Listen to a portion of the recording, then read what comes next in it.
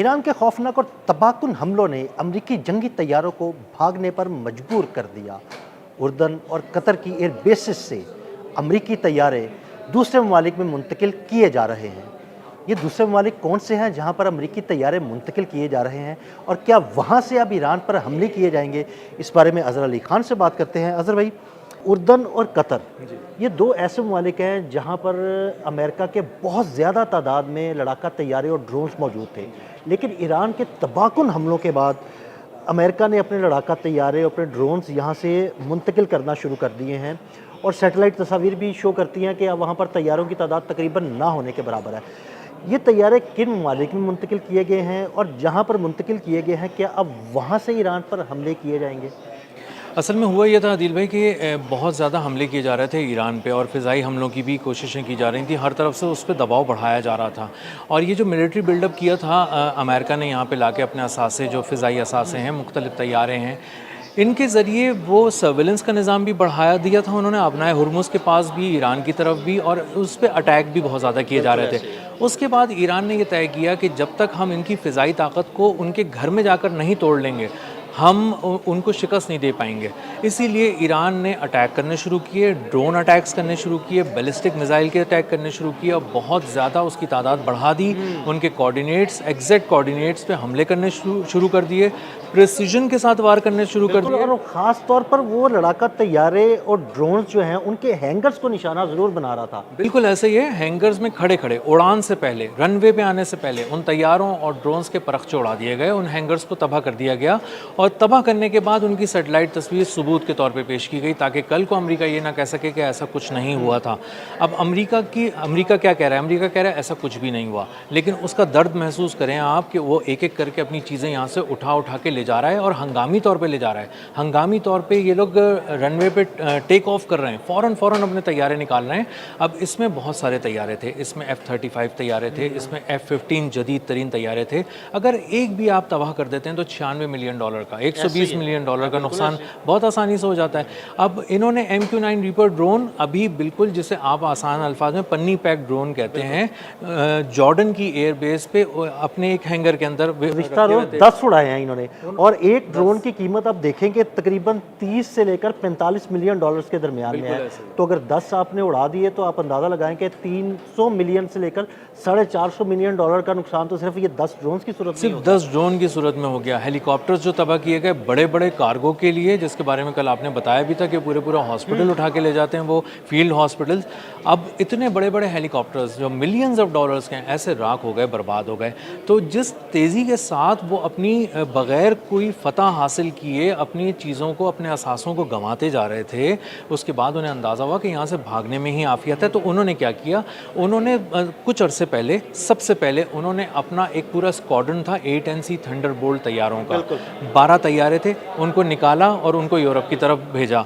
उसके बाद उन्होंने MQ-4C ट्राइटॉन $450 मिलियन का एक ड्रोन, बहुत बड़ा ड्रोन, पूरे ओशंस को देखता है, उस ड्रोन को उर्दन की एयर बेसिस से इसलिए निकाल कर भेज दिया यूरोप कि कहीं ये शिकार ना हो जाए, खड़े ना तबाह हो जाए। एक ड्रोन तबाह भी हो चुका है इस बिल्कुल, अपनाए हुर्मुज़ के ऊपर ये प्रवास कर रहा था और अचानक गायब हो गया अचानक 52,000 फुट की बुलंदी से 9,000 फुट की बुलंदी तक नीचे आया, और उसके बाद गायब हो गया। तो ईरान एक जादू कर रहा है, और उसमें चीज़ें गायब भी हो रही हैं, तबाह भी हो रही हैं, नाकाम भी हो रही हैं। अब इन्होंने क्या किया कि जब कल एक और हमला हुआ तो उसके अंदर उन्होंने तमाम वो दिफाई निज़ाम उड़ा दिए, वो तमाम रडार्स उड़ा दिए, मल्टी लेयर डिफेंस सिस्टम के परखचे उड़ा दिए, पेट्रियट उड़ा दिए, $1 अरब के थार्ड उड़ा दिए। तो इससे अंदाज़ा ये हो रहा है कि वो सब सामान जो इन सब सामान की असासों की हिफाजत के लिए वहाँ पर लगाया गया था, वो प्रोटेक्टिव शील्ड, हिफाजती हिसार आपने तह दर तह फाड़ कर रख दिया, तोड़ दिया, उसके परखचे उड़ा दिए, और जितना बारूद आप ऊपर से आसमान से फेंकते हैं ज़मीन पे, वो नीचे आता है, पूरे का पूरा गिरता है, बड़े पैमाने पर तबाही मचाता है।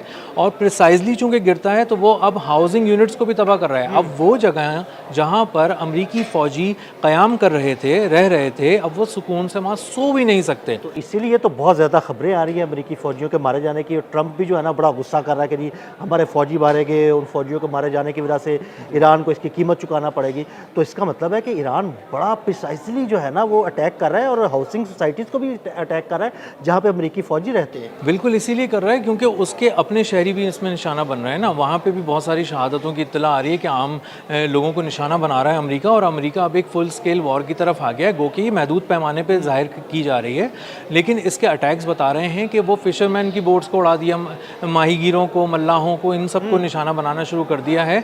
और वो IRGC की बोट्स कह रहे हैं उसको, स्पीड बोट्स की आड़ में। अब अगर इस तरह से निशाना बनाया जा रहा है तो फिर ईरान भी फिर इसी तरह जान के बदले जान लेने की कोशिश कर रहा है और वहाँ पे जवाब दे रहा है। और उसमें वो ईरान ये दावा कर रहा है कि कई अमरीकी फ़ौजी हलाक और ज़ख्मी हुए हैं। गो कि अभी तक बहुत सारी तफसीलात ज़ाहिर है आना बाकी हैं, अमेरिका की जानिब से वो तस्लीम तो ऑब्वियसली बहुत सारी खबरें तो वैसे ही वो होल्ड कर लेते हैं या उसे उन्हें रोक लेते हैं, क्योंकि उनका अपना कंट्रोल है मीडिया पे, तो ऐसी खबरें वो जल्दी बाहर ही नहीं आने देते। ऐसा ही है। और वो जो ज़ख्मी होने का एक पूरा निज़ाम है कि अमरीकी फ़ौजी जब ज़ख्मी होगा तो वो किस तरह रजिस्टर किया जाएगा एक सिस्टम के अंदर, वो इतना तवील उसका वो सारा प्रोसीजर है कि उसमें एक ज़ख्मी जो है वो रजिस्टर होते होते भी काफ़ी दिन लग जाते हैं उसमें। तो इससे अंदाज़ा होता है कि अमेरिका को बहुत बड़ा नुकसान हो रहा है। अमेरिका के फ़ौजी भी अब यहाँ से भाग रहे हैं, उनको रीलोकेट करना पड़ रहा है, और अपने तमाम फ़िज़ाई असासों को, चाहे वो हेलीकॉप्टर्स हों, चाहे ड्रोन्स हों, चाहे तैयारे हों, चाहे उड़ते हुए कमांड एंड कंट्रोल सेंटर हों। आज E3 सेंट्री अवॉक्स तैयारा वो भी एक एमरजेंसी उसने डिक्लेयर की, और वो 7700 का एक वो साइन दिया। तो अभी तक तो उसका पता नहीं लगा कि वो कहाँ पर उसने लैंड किया है। नहीं, उसका कुछ पता नहीं चला। वो $700 मिलियन का एक तैयारा है, वो इंतहाई कीमती तैयारा है, और एक तबाह हो चुका है प्रिंस सुल्तान एयरबेस पे सऊदी अरब की, और 2 टुकड़े होते हुए उसकी पूरी दुनिया ने तस्वीरें देखी हैं। तो फ़िज़ाई असासे ताश के पत्तों की तरह बिखरे हुए हैं और ख़िज़ा के पत्तों की तरह हर तरफ आते हुए गिर रहे हैं, और आसमान पे जो चीज़ उड़ रही होती है या तो वो जैम हो जाती है, या वो लॉक कर दी जाती है, या वो नीचे आके गिर जाती है, या उसको कोई प्रोजेक्टाइल आके हिट करता है।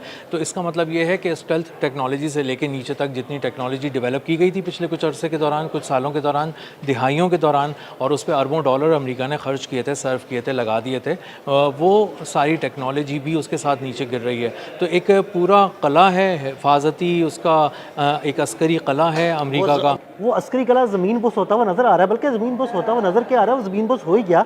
अच्छा, मुझे ये बताइएगा कि उर्दन में तो ये एयर बेसिस तकरीबन खाली कर ली गई हैं। सुना है कि अल अदीद एयर बेस जो कतर में है वो भी तकरीबन खाली कर दी गई है। जी बिल्कुल ऐसे ही है। वहाँ पे वो अपने तैयारों की तादाद एक एक करके कम करते जा रहे थे, क्योंकि वहाँ जब पिछली एपिसोड पे हमले हुए थे और उसके बाद अंदाज़ा ये हुआ कि वहाँ से हमले करने के लिए अगर आप उड़ेंगे तो आप इंतहाई गैर महफूज हो गए। तो उसके बाद उन्होंने अपने तैयारे वहाँ से हटाना शुरू किए और महज 17 तैयारे वहाँ पर रखे। लेकिन अब सेटेलाइट की जो इमेजेस पिछले कुछ अरसे के दौरान आए उसमें पता चला कि उन्होंने खामोशी से 17 तैयारों को कम करके 3 कर दिया। हाँ जी बिल्कुल, वो सेटेलाइट तस्वीर मेरी भी नज़र से गुजरी है कि वो 17 के बाद सिर्फ 3 रह गए। 3 रह गए, और उसके बाद ये इत्तलात भी आ रही हैं कि वो 3 भी वहाँ से हटाए जा रहे हैं। तो इसका मतलब ये है कि अब वो फ़िज़ाई असासे वो समेट के ले जा रहे हैं। अच्छा सर भाई, सिर्फ फ़िज़ाई असासे ही समेट के नहीं ले जा रहे, वो फ़िज़ाई असासों के साथ साथ अपनी फ़ौजी ताकत भी समेट के लेके जा रहे हैं। जाहिर बात है उस तैयारे को उड़ाने के लिए एक पायलट चाहिए या 2 पायलट चाहिए, जो भी है वो नेविगेटर और पायलट, तो वो उसे उड़ा कर लेके जाएगा, इसका मतलब उसको उड़ा के लेके जाएगा, तो वहाँ से फ़ौजी ताकत भी उनकी कम होती जाएगी। बिल्कुल ऐसे ही है। और वो वहाँ पे जब ये सारी चीज़ें आप हटा लेंगे, जब कीमती